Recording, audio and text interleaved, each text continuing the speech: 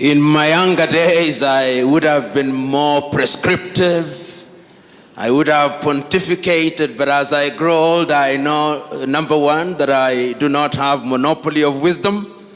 And what I do is to share my thoughts with you and to make suggestions which may not necessarily be true, but they constitute my opinion on the subject at hand. And that is exactly what I intend to do on a subject on which I do not claim expertise. What I have done is to prepare a paper which will be circulated, and I've prepared it in two forms, in the PowerPoint form and in the Word form. I will speak to the paper without reading the paper, and in that way, I believe we'll interact a lot more. And my paper is entitled, The Vision of the Founding Fathers, Looking to the Past to Inform the Future. And I will be alive to the fact that the element of religion is at the heart of the theme that is being interrogated this afternoon. When I was thinking about the paper, the first question that I asked, who are the founding fathers, or who are the founding fathers that the framers and organizers of this conference had in mind? And I was convinced that they must have had in mind some of the key figures that were present in the 1940s and 1950s and 1990s up to 1980s, and indeed up to the 1990s, who participated in the liberation of Africa. But yet, even as I thought so, I was conscious of the fact that when one examines history, particularly the history of the black people, there are a number of individuals who are founding fathers, but are rarely mentioned when we talk about Africa. One of the individuals who came to my mind is a great South African about whom we say very little, Pixley Kaisaka Seme. The South Africans in this assembly will be aware of that great South African who was one of the founders of the African National Congress. And if they care to examine some of his early works, they will also be familiar with one of the greatest speeches ever delivered by an African, delivered at the University of Columbia in the month of April 1906, titled The Regeneration of Africa. Those who have had the privilege and honor of examining that piece of writing acknowledge that Pixley Kaisaka Seme was very conscious of the status of Africa as it was in those days. You will remember that by 1906, Africa had suffered the fate of partition in Berlin, and that it had been partitioned, as we know, amongst the European powers. Prominently, the Germans had their share in West Africa. They had their presence here in Rwanda and Burundi. They were present in what was then Tanganyika. The French were present. The Portuguese were present. The English were present. The Belgians were present. The Spaniards were present. The Arabs were present, although they were not part of the club that partitioned Africa in 1884. And therefore, when he was talking about the whole idea of the regeneration of Africa, the choice of his words, because he was speaking in a foreign tongue, which I am speaking in this afternoon, he was very clear about the words that he chose. He talked about the regeneration of Africa. And when one talks about regeneration, it means that there was an Africa which had a certain level of development, and that had suffered at the hand of the foreigners, and therefore it needed to be regenerated.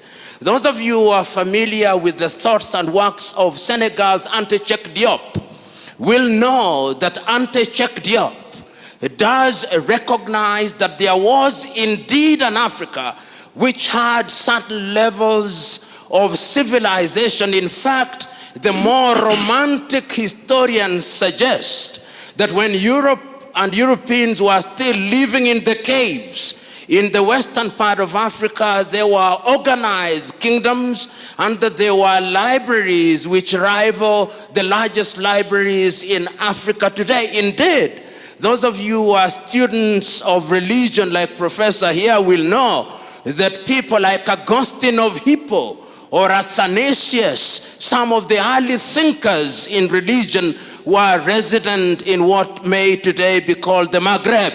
In other words, therefore, when Pixley Kaisa Kaseme was speaking in 1906, and he was talking about the regeneration of Africa, he was telling us that Africa needs to rediscover herself and that Africa needs to move a notch higher in order to find her pride of place amongst the community of nations. It is instructive, therefore, that the works and the ideas of Pixley Kaisa Kaseme were to be picked and developed a little later in time by other great African thinkers, yet one who is seldom mentioned, James Emmons Kwegyir Aggrey of Ghana, normally referred to as Aggrey of Africa.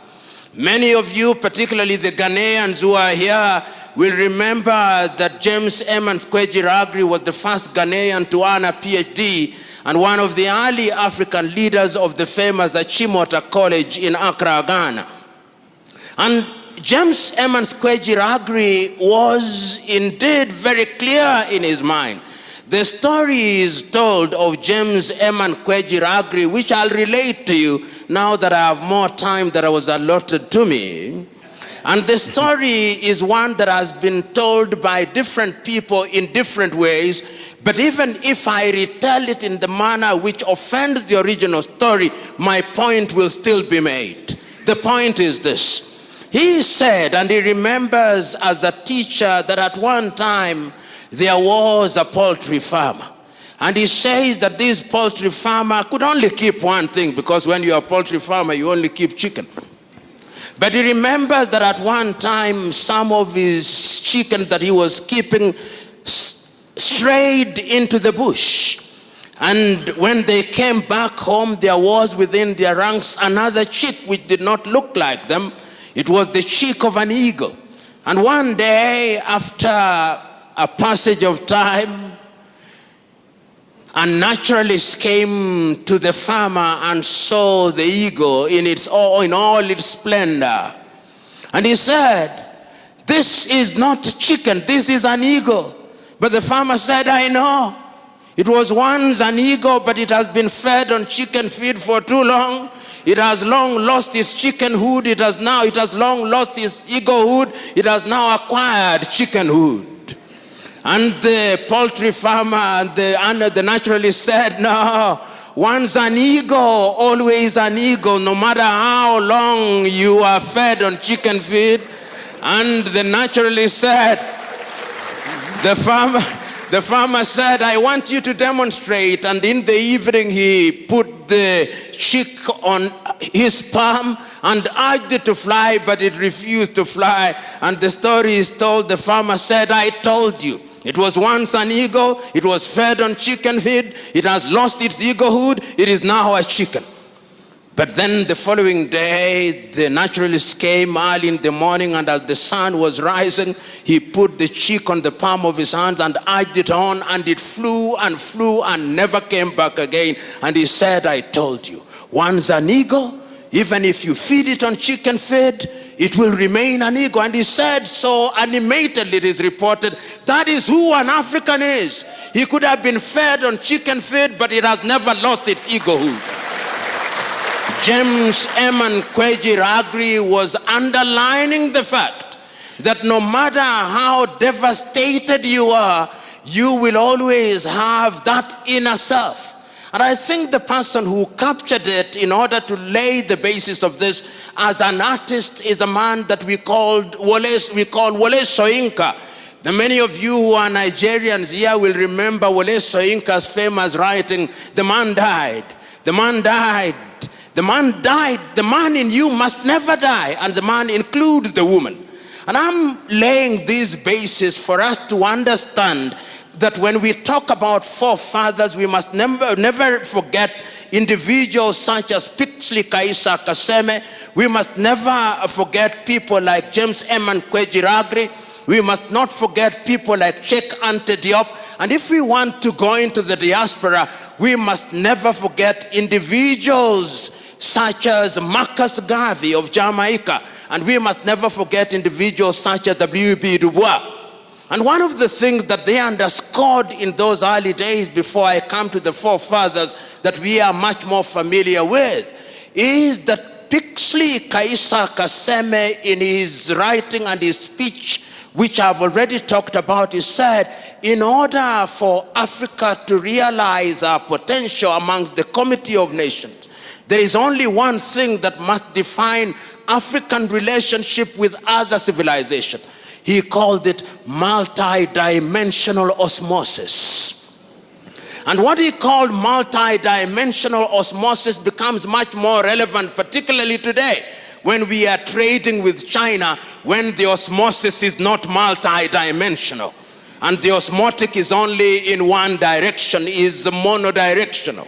And what he meant at that time is that Africans must engage with other civilizations, but that engagement must be of such a nature that it is mutually beneficial and the relationship is symbiotic.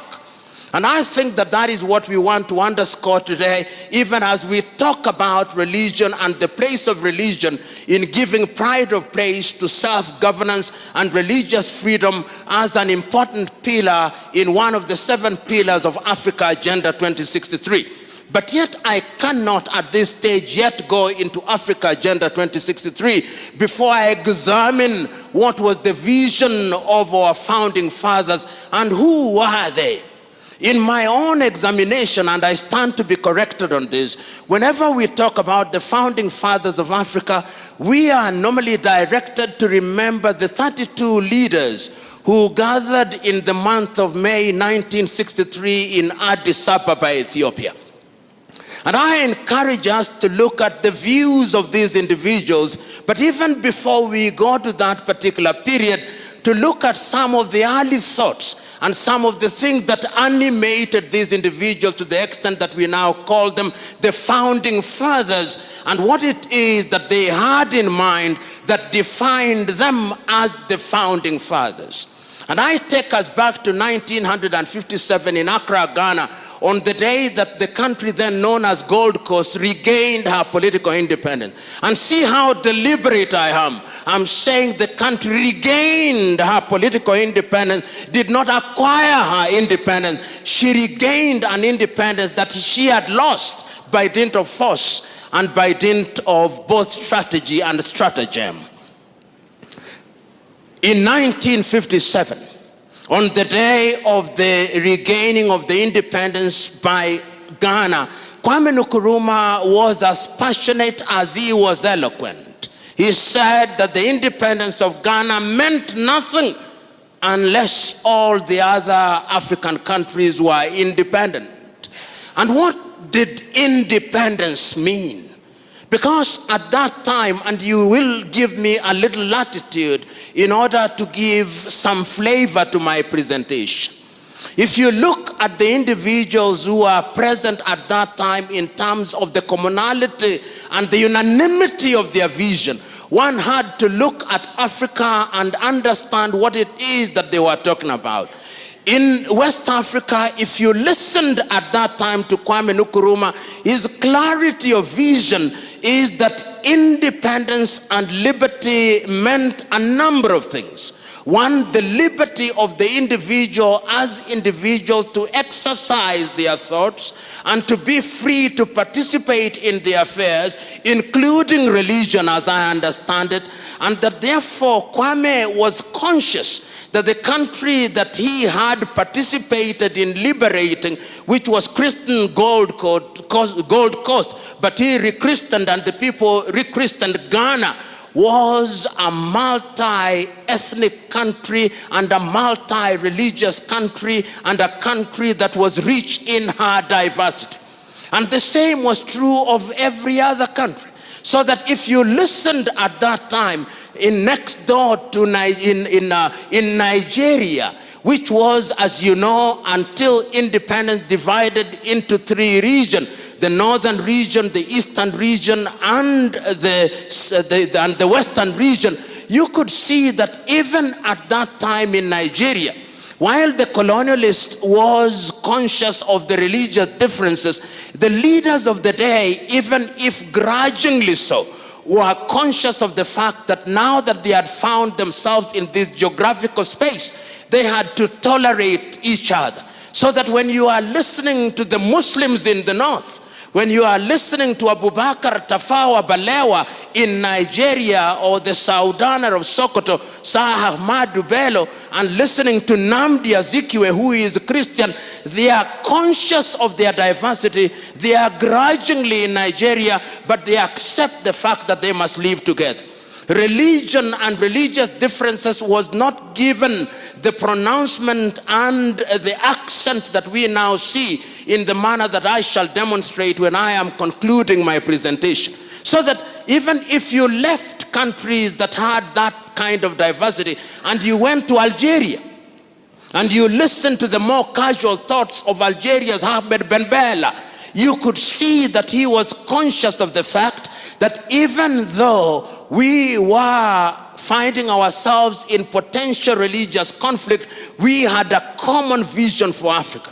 And in that regard, you would listen in Liberia, or rather in Algeria, to Ahmed Ben Bella. You would go down to Guinea to Ahmed Sékou Touré.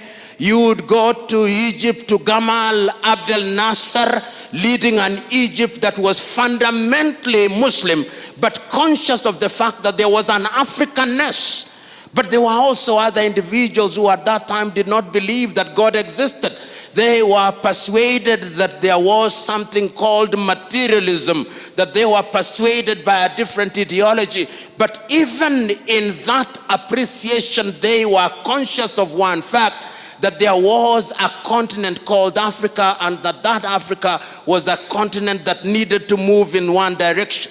And you will discover such individuals when you come to Kenya, when you come to Tanzania. We talk about people who are Christians, committed Christians, such as Julius Kambarage Nyerere. And you went down to the people who did not quite believe in Southern Africa, like Agostino Neto or Samora Moses Machel at that time. But what is critical for our presentation is that in May 1963, 32 leaders congregate in Addis Ababa, Ethiopia, at the invitation of Emperor Haile Selassie.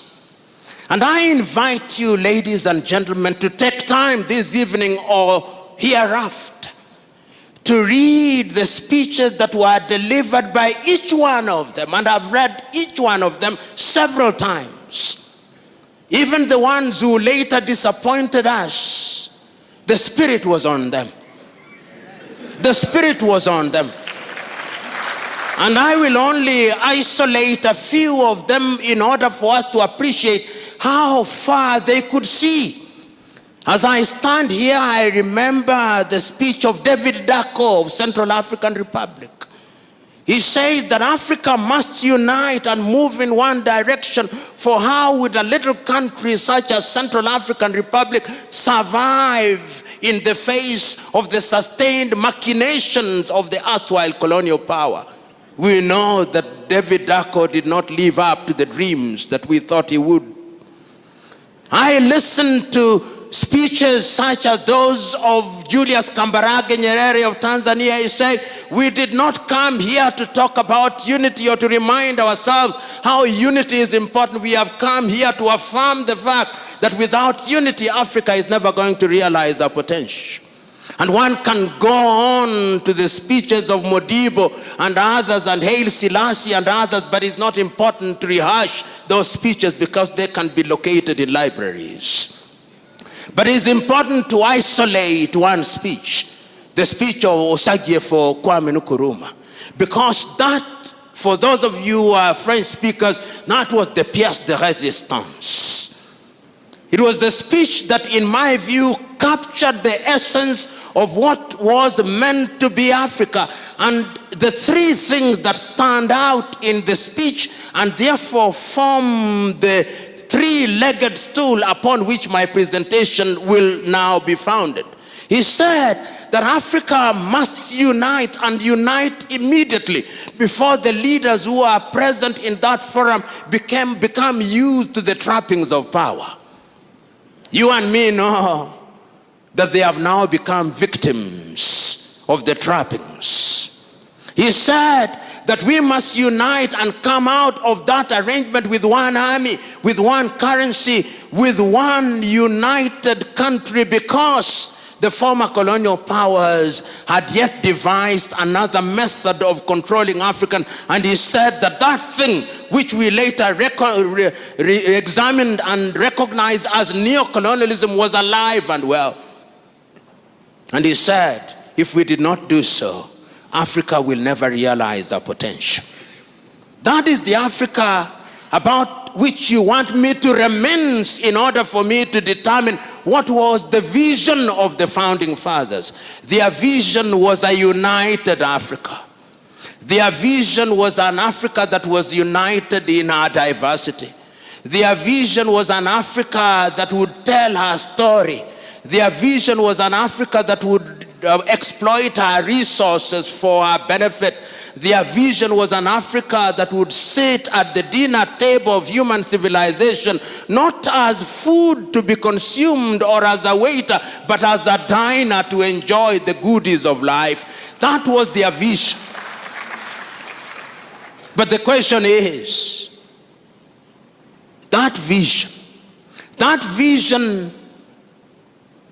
that saw Africa liberate herself from the clutches of colonialism, was it merely flag independence, as Kenya's Ngugi wa Thiong'o says, not in so many words, in his book Decolonizing the Mind? Was it a total liberation of the peoples of Africa? In his famous television program, Kenya's Ali Mazrui, the program titled Africa, A Triple Heritage, Ali Mazrui says passionately and eloquently at once that Africa is the only continent on earth that consumes that which it does not produce and produces that which it does not consume. And he says, curiously, we are the only continent on earth that is still referred to in the following derogatory terms: Anglophone Africa, Francophone Africa, Lusophone Africa, and those who are generous even refer to some part of Africa as Arabophone Africa. He says they do not say that of Latin America, they do not say that of Asia. And if you doubt Ali Mazrui, there is now a war that is going on in the Cameroons and is characterized as a war between the Francophones and the Anglophones. But if you go to the so-called Anglophone area, no more than 5% can speak eloquent French. Yet there are many ethnicities in that part of the world. And I'm submitting to us that this is important because it demonstrates that there is something in our minds that we have yet to liberate ourselves. We have yet to decolonize our mind, which Ngugi wa Thiong'o says is the prerequisite to our total liberation so that we can engage with the world meaningfully. You know, As I speak to you now, there are 54 recognized independent African countries, particularly if you talk to the Moroccans. But when you liberate yourself from Morocco, there are 55 because of Sahrawi. But I'll be of good manners. I'll say there are 54 recognized and 55 with one unrecognized. That Africa is an Africa that ought to be governed by the vision of the founding fathers. That vision was articulated in the Charter of the Organization of African Unity. One can say that the Charter of the Organization of African Unity did form the foundation stone upon which we liberated all countries, and that these countries were liberated up until 1994 or 1990 with the death of apartheid regime. The question is that vision alive? The question is that vision relevant today, particularly when we talk about freedom and good governance? The question is that vision alive for those of us who are spiritually and religiously inclined? The question is that vision alive? Can it be predicated in the Bible? This good governance that we keep on talking about, what is it? Permit me to refer to the Bible on the assumption that you are readers of the Bible and that you are Christians of Berea, who beyond the preaching will go out and find out whether I said the things that are to be found in the Bible. You know, there are two things in the Bible that inform my engagement with you in this afternoon. One of them is actually located in the Bible, and one of them is located in the dramatization of the Bible, and you'll allow me to repeat that dramatization. The first one is the story of Korah in the Bible. This man Korah, you know what he did? He assembled 250 elders of Israel, and they confronted Moses. And they said, you know, you have made laws unto yourself that you may be a prince over us. He had, of course, poisoned the minds of everybody else. And what happened? The Bible records that they were consumed. God consumed them. Because there is no freedom outside of the law. That is the message that I gather there. And then when they grumbled again, 14,700 of them were consumed. Those of you who are readers of the Luo Bible, there is a mistake in the Luo Bible. They say 14,800. They were actually 14,700 were consumed. Even the Bible can have a mistake. I've drawn it to the attention of the Kenya Bible Society. I think it was a typographical error. But it doesn't take away the point that I want to make. The point that I want to make is that when we talk about freedom, we must remember that freedom must be in the context of good governance. And that good governance must be in the context of the individuals with certain moral values. Mwalimu Julius Kambarage Nyerere articulated it very well in the Arusha Declaration in 1967 when he said that a country must be governed by certain ideals and certain taboos. The things that you don't do and the things that you can legitimately do for the better good. So that even in the Bible, when we talk about the vision of the founding fathers, even without their having been Christians or unanimity as to whether they were picking it from Christianity, there is a sense in which there is a possibility of situating this vision in the Bible. The second element in the Bible that I want to talk about is the dramatization. The time that was allotted to me is about, but remember, I'm also consuming the time that was allotted to Professor Mwencha. So I'm in safe territory. And I'm conscious that the law of diminishing returns is operating after lunch. So I'll conclude very shortly. But the dramatization that I want to talk about before I come to the last limb of my presentation is to be found in a movie which I believe all of you ought to have seen. And if you have not seen it, please watch it. How many of you have seen the 1956 dramatization of the film The Ten Commandments as directed by Cecil B. DeMille? You haven't. If you haven't, go and watch it. And there is an interesting portion in that particular story which once again speaks to Korah and Dathan. When Moses has been on the mountain of the Lord for 40 days and 40 nights, there is a grumbling downstairs, and Aaron and the sister have been made to forge unto themselves a calf as a god. And in the dramatization, before Moses comes down on the 40th day, the prophet Joshua moves to the mountain and meets Moses. And when they are in between, there is noise from down in the hill. And when there is noise, Joshua says, there is noise, there is grumbling. And Moses is recorded as saying, those are the sounds of joy and revelry. The people have rebelled against God. He is carrying the 10 tablets of the law, and according to Cecil B. DeMille, as he comes down from the mountain, there are 2 horns from his head. Kiran comes from his head. Kiran meaning horns in Hebrew. And when he comes down, Dathan confronts him and says, you have made unto yourself laws that you may become a prince over us. We have freedom. And Moses says, there is no freedom outside of the law, and those who will not live by the law shall die by the law. And that is the point that I wanted to make. That all civilizations, our founding fathers were convinced that we had to have a legal regime. And this is the basis of the constitution that we inherited from independence. But these constitutions were not homemade. And that is why you see that no sooner had we settled with this constitution than they started being disrupted. But the point I want to make before I come to the constitution is an important point about their vision. This is about a meeting that took place in Cairo, in Egypt, about the doctrine of the inviolability of the boundaries of African states.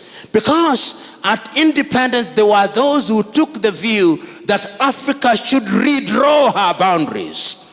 Those of you who are from Cameroon will be aware what happened between Cameroon and Nigeria. You'll also be aware of the events that took place in Nigeria when there was an attempt to divide the country into 3, leading ultimately to the Biafra War. Those of you who are familiar with the country that was then known as the French Sudan, now known as Mali, will know the attempt that were made at that time. Those of you who are familiar with what was called Tanganyika, which later became Tanzania, will know that fact. Those of you who are familiar with the country that was known as Northern Rhodesia and now Zambia, and the one that is now called Zimbabwe, will know that. Those of you who are familiar with the history of Southwest Africa, now known as Namibia, will be aware of all these activities. So the first thing that the leaders said, whether we are Muslims or Christians or animists, as we are called by other people, we shall live in one geographical territory, because the God that we worship is a God of diversity. He's the God that says that there is no Jew nor Gentile. And it must mean, if you are addressing us in Igbo or in some Nigerian language, there is no Yoruba, no Igbo. That, I think, was the vision of the founding fathers of the day. And that is why I think that when we are going to the future, the African leaders recognize one thing, that the OAU charter as was constituted was only important up to a certain stage in the life of Africa. And that is why in the year 2013, the statutes that constituted the OAU were revisited and the African Union was created. And when the African Union was created, it was created on the assumption that if we had lost 50 years, we were now going to deal with Africa from a totally different dimension and perspective. But one must ask, what is it that had informed the leaders at that time? there were a series of things that had happened in Africa, in my view, which things informed their decision. You'll remember as early as 1960, when we had barely settled in independence, the first political assassination in Africa was the overthrow of Togo's Sylvanus Olympio. And immediately after that, the murder of Patrice Emery Lumumba in 1961.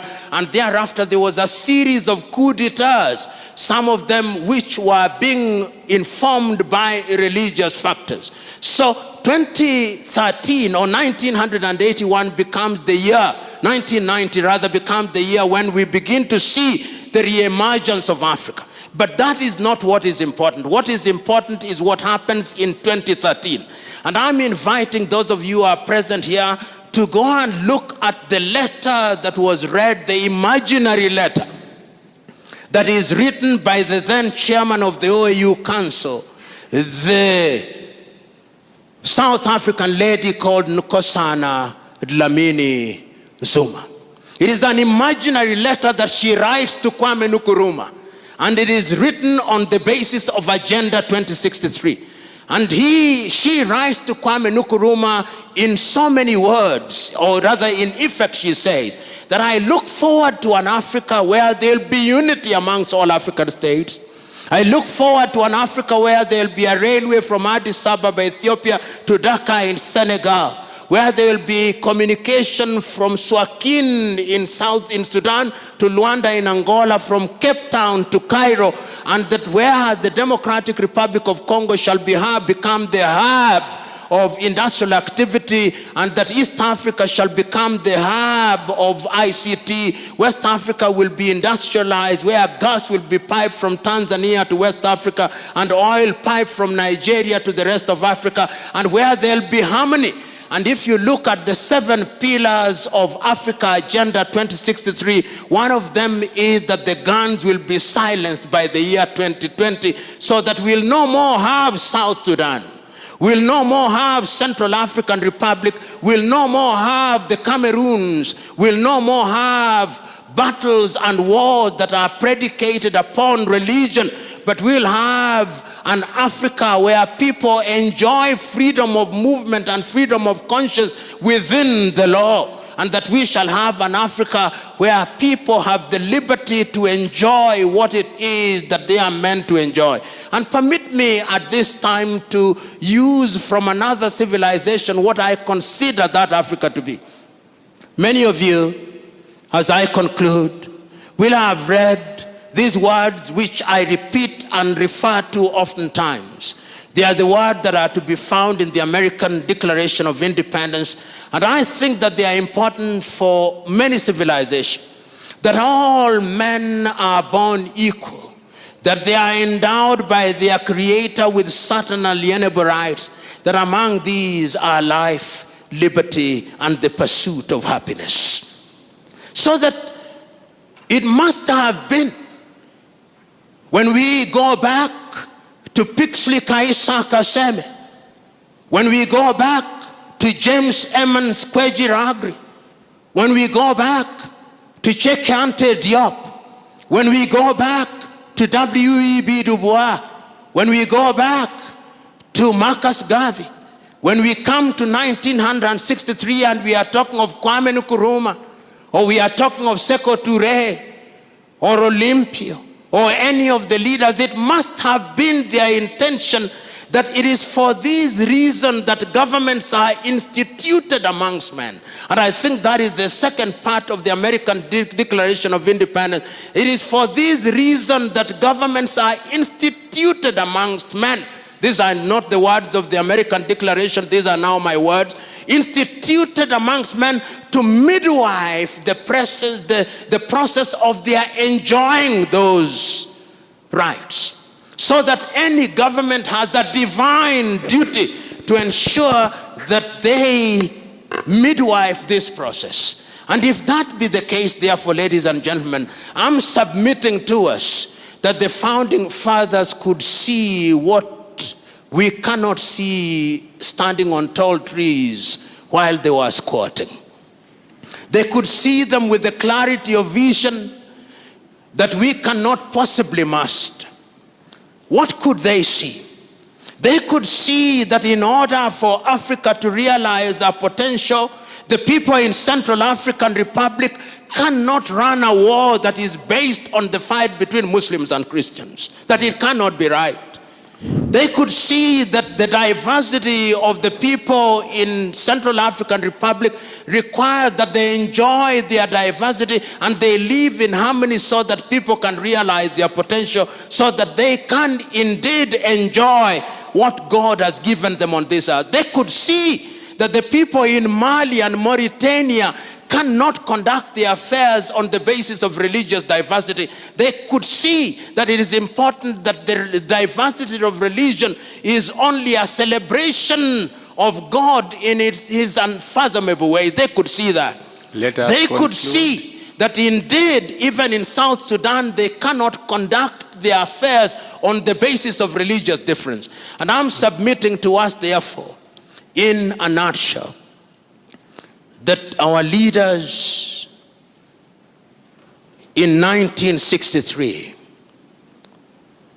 when they sat, whether in West Africa or in North or in East or in South, conceived an Africa whose sons and daughters would enjoy liberty, and that they would enjoy liberty so that they would lead a fuller life here on earth, but they would have the freedom of choice to exercise their freedom, and that if governments were instituted amongst them, those governments would be trustees of power for purposes of creating an enabling environment.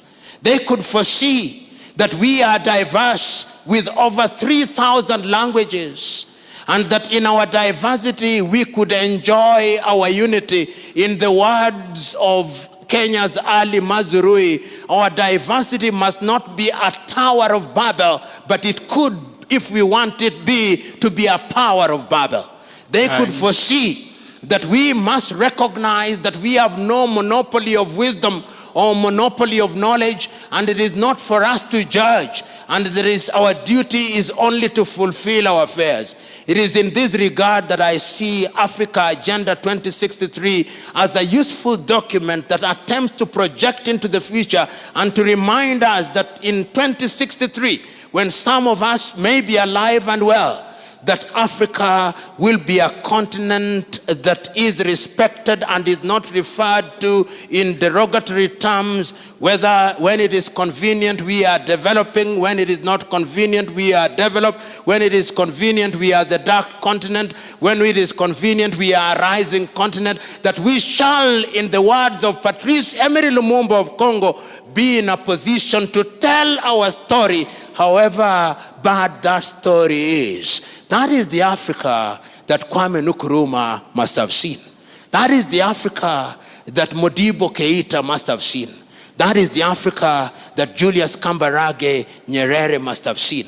That is the Africa that I want you to see. Even you who are sitting here as Seventh-day Adventists, those of you who are sitting here as followers of Jesus Christ, Latter-day Saints, those of you who are sitting here as Anglicans or Presbyterians, the truth is, we are committed to one thing: Christ of Nazareth, passion in Gethsemane, agony in Golgotha, joy on the third day. God bless you.